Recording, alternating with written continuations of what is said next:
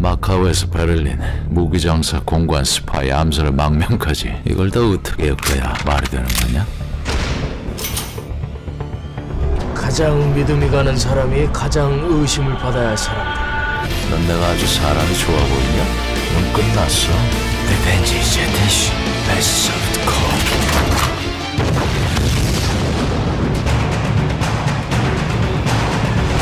주민 여러분 안녕하세요. 주민센터 센터장입니다.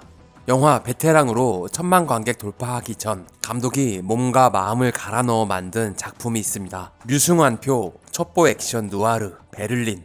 촬영 당시 식사도 제대로 하지 못하는 살인적인 스케줄과 해외 촬영의 압박으로 잠을 제대로 못 자서 체중이 무려 8kg나 빠지고 원형 탈모까지 생겼다고 하는데요. 그 덕에 국내 700만 명이 넘는 관객을 동원한 웰메이드 첩보물이 나온 것 같네요. 영화 베를린에 담긴 디테일한 설정과 비하인드 스토리, 줌인 시작하겠습니다. 언제나 줌센의 영상은 영화를 먼저 보고 나서 보시는 걸 추천합니다. 강렬한 CG 그래픽으로 영화는 시작합니다. 영화의 키가 되는 어떠한 사건이 일어난 지 3시간 후를 표현했는데요.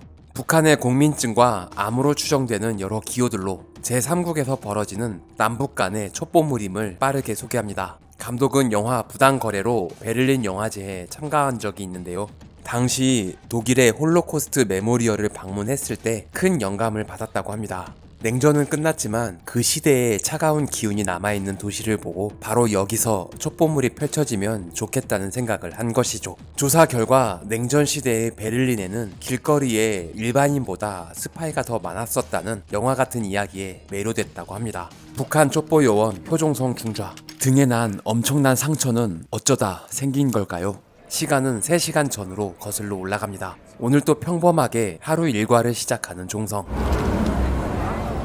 알파벳 스펠 순서를 바꿔 암호를 전달하는 건 스파이 세계에서 실제 사용하던 아주 고전적인 방법이라고 합니다. 요즘엔 이런 암호는 안 쓴다고 하네요. 영화를 위해 다큐멘터리와 여러 자료를 통해 조사를 많이 했지만 자료보다 실제 간첩 활동을 했던 사람들과의 인터뷰에서 얻은 생생한 정보가 더 큰 도움이 됐다고 합니다. 아직도 정부의 관리를 받고 있으며 신분을 숨기기 위해 이름도 계속 바꿔가면서 사는 해군 장교 출신 탈북자에게 전해 들은 이야기라고 하는데요. 첩보 활동이란 게 워낙에 비밀스러운 이야기라서 그들의 영화 같은 이야기들이 사실인지 확인할 순 없지만 영화의 소재로 활용하기에는 너무 좋았겠네요. 이곳은 베를린의 하케셔 막트입니다. 부채를 들고 맞은편에서 걸어오는 분은 이 영화의 의상을 담당한 신지영 의상실장이라고 하네요. 국정원 위장차량 내부는 양수리 세트장에 세트를 만들었습니다. 이 씬이 이 영화의 크랭크인 하는 날 첫 촬영이라고 하네요. 야, 이거 저 소리 좀 나게 해봐봐. 표종성의 무기거래 현장을 도청하던 국정원 베테랑 요원 정진수. 쉬리의 유중원이 국정원 짬밥 좀 많이 먹은 것 같은 느낌이네요. 사실 초반 시나리오에는 표종성과 련정이 동명수의 삼각관계에 중점을 둔 이야기였다고 합니다. 아니 그럼 주인공이 전부 북한 사람들이니까 원활한 투자를 위해 남한의 국정원 요원을 추가했다고 하네요. 본래 배역명은 천세왕이었다고 합니다. 한석규 배우가 대학 시절 소설 하얀 전쟁을 읽고 너무 좋았었는데 이경영 배우가 하얀 전쟁에서 변지수 역으로 나온 걸 보고 너무 부러웠다는 말을 들은 감독이 이름을 정진수로 바꿨다고 하네요. 정보가 전혀 안 뜨는데요? CIA MI6. 그나저나 또 다른 국정원 요원 역은 어디서 본 분 같은데 아이씨, 영상은 들어오는데. 영화 범죄와의 전쟁 나쁜 놈들 전성시대의 윤종빈 감독이네요. 그런데 연기가 좀...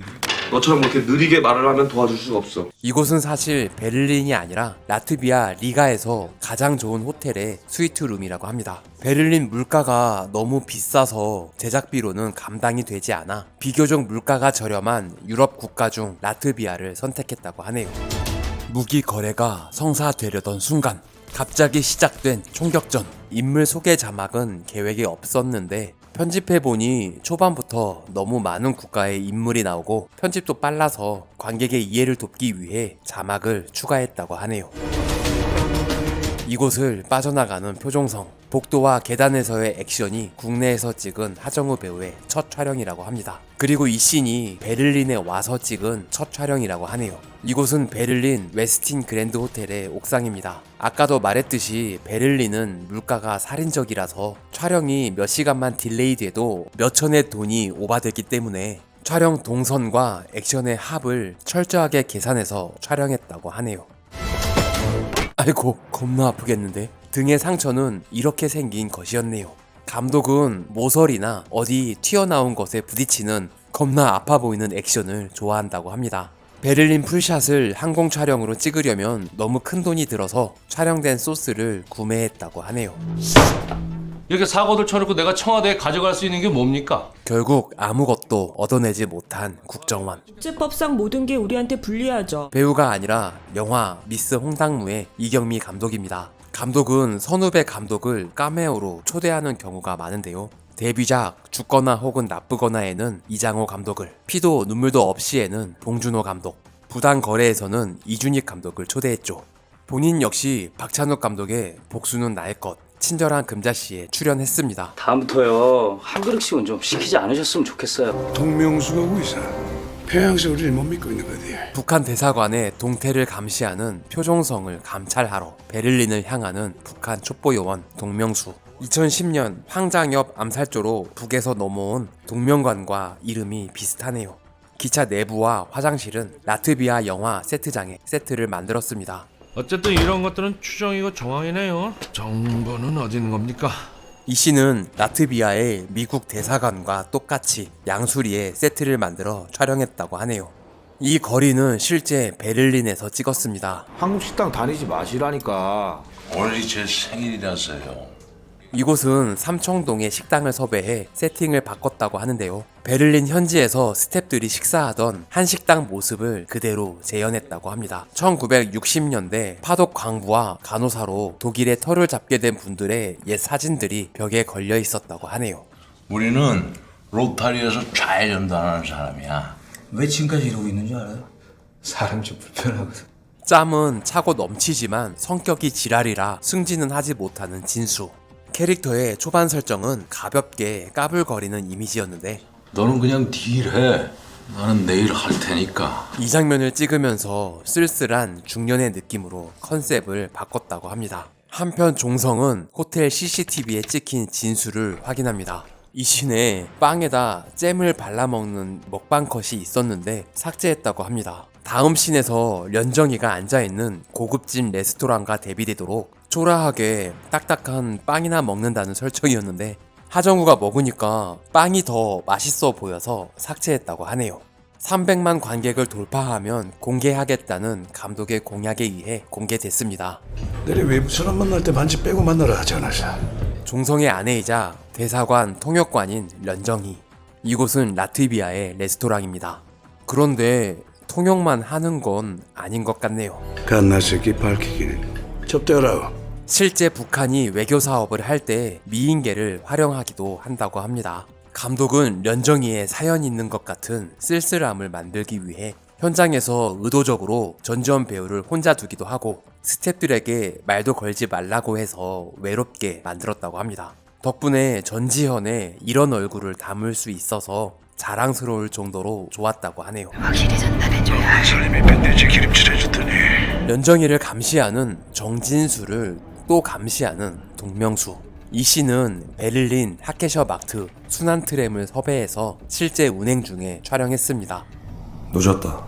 피곤할 텐데 씻고 자라. 집 내부는 세트를 만들어 촬영했습니다. 현지에서 모든 촬영을 소화하기엔 회차가 늘어나고 제작비로 연결되기 때문에 라트비아의 건물 양식과 똑같이 세트를 만들었다고 하네요. 와이드로 찍은 컷이 있었지만 수영복 입고 있는 게 티가 나서 클로즈업 컷만 사용했다고 하네요. 그건 좀 아쉽게 된. 우린 결정하는 사람들이 아니야. 지시를 따르는 사람들이지. 이 씬의 대화는 종성과 정희의 얼굴을 컷으로 편집할 생각이었는데 편집 감독의 아이디어로 종성의 뒷모습만 잡았습니다. 하정우의 등 연기가 너무 좋았기 때문이죠. 등의 상처가 좀 작아진 것 같네요. Let's find a new way to meet. 진수와 오랜 세월 협력해오던 CIA 요원 마티.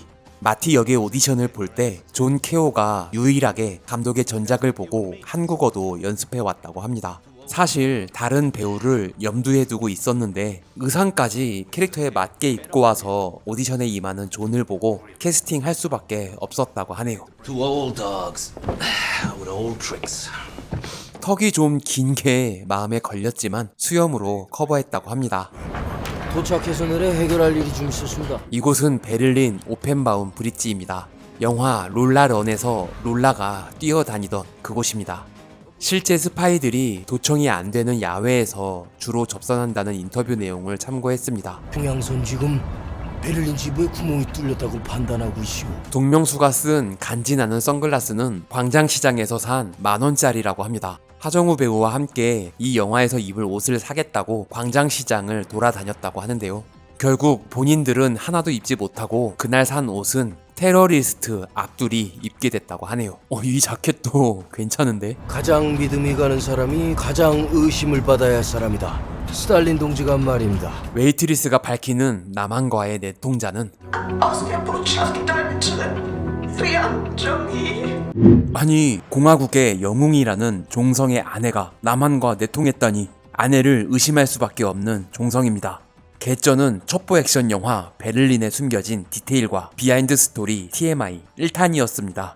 다음 영상에서는 감독이 야심차게 준비했지만 아무도 몰랐다는 디테일한 설정들과 북한 대사 리학수와 여비서와의 숨겨진 부적절한 관계, 액션 컨셉에 대한 이야기가 준비되어 있습니다. 다음 영상을 기대해주세요. 주민센터 민원인으로 멤버십 가입을 하시면 다음 영상을 지금 즉시 보실 수 있습니다. 구독과 좋아요는 사랑입니다.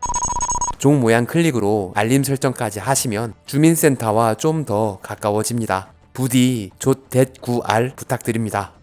시청해주셔서 감사합니다. 지금까지 센터장이었습니다. 다음 영상도 기대해주세요.